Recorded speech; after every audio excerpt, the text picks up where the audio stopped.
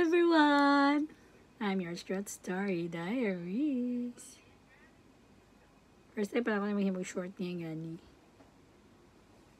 Nagkuhan ko, manicure ko sa ako ang mga kuko kay dugay na kayo New Year ba yan? Pagwapa pa tayo. Murag ni gwapa wa ba ya? Char ko day. Nari ko sa abroad ay niya. Mahal mo kayo dari magkuhan. Ay, mag-pedicure ba? Pedicure, manicure. Mahal kay bayad sa mga shop din yan sa abroad. So, nag-cut on na lang ko ako. Palit kong mga puser, nipir. Para di kayo tamadakan ba? Mag-DIY na lang taga to. Abal mo sukad ni abroad ko no. Kaya kabalo na ko mo ayaw ka ng mga lababo nga magklag. Kabalo na ko mag-fix ka ng mga suga. Pag di mo andar. Pag di mo siga. Kabalo na kambiyog ba? So, ano ba? Sige na siya kong panawag. Siya kay katabang pag naka sa abroad. Ikaw na siya yung saligan, yung sarili. Kung kinahanglan siya ka mag-learn on how to do. Sariling sikap, rabaytag na tada sila yun. No? Lahi, nandiyo na natin sa Philippines pa kay dakan kay tawag makatunan nga.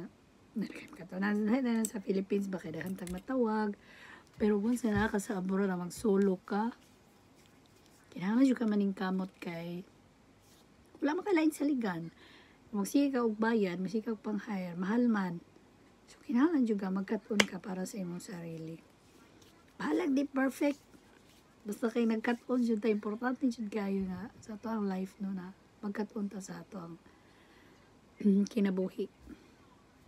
Mga butang bito nga makaya ra unta nato buhat, tapos isalig pa nato sa uban.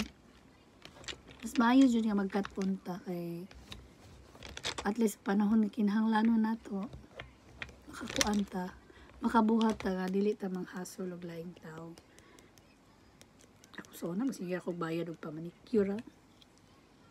Kala duha ka semana bayad jud tag pamanicure pero karon na tas abroad mag DIY na ko gakuha.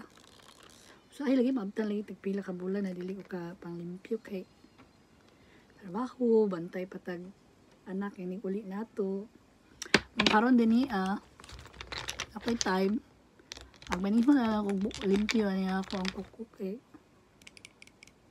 pero hindi na takabayad yun sayang sa tayo bayad may na lang po no kaya ito ang gamiton para sa ito ang panginahanglan para sa ito ang pamilya makadaginot sariling sikap ba no